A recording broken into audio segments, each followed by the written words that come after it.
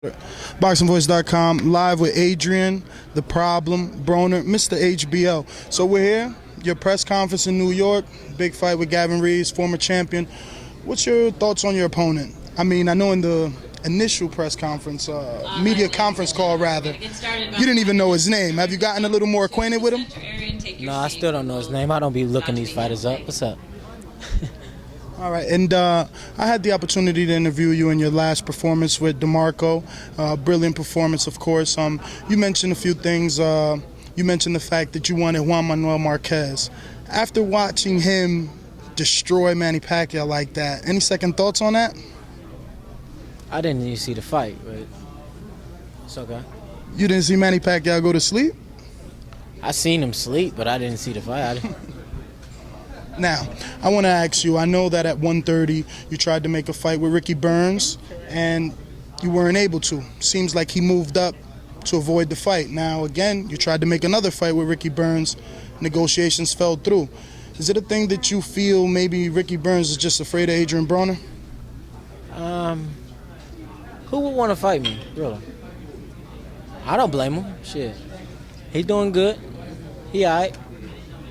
Just stay away from me.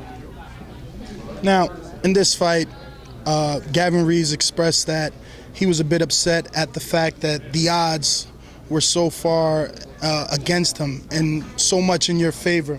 Do you feel that, I guess, the betting line was warranted? I guess everybody in the betting line is just Adrien Broner fans. I don't know. Now, I know that in your last fight, again, I had the opportunity to also interview your dad, and he's looking to unify. He doesn't want you to rush up and get done with this division so quickly. There's numerous fighters here. Vasquez is a good champion at IBF. Is that a fight you're interested in after this? If those guys willing, I fight anybody they put in front of me. It really don't matter, man. I just fight anybody. I don't make my fights.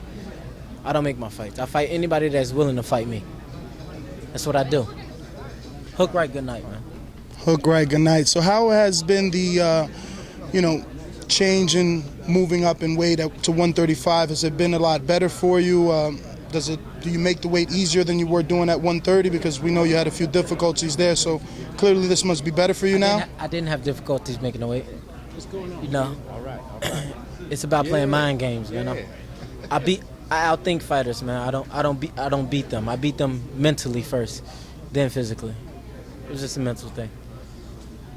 Now, again, in our last interview, I asked when you felt you were going to get to that pay-per-view status.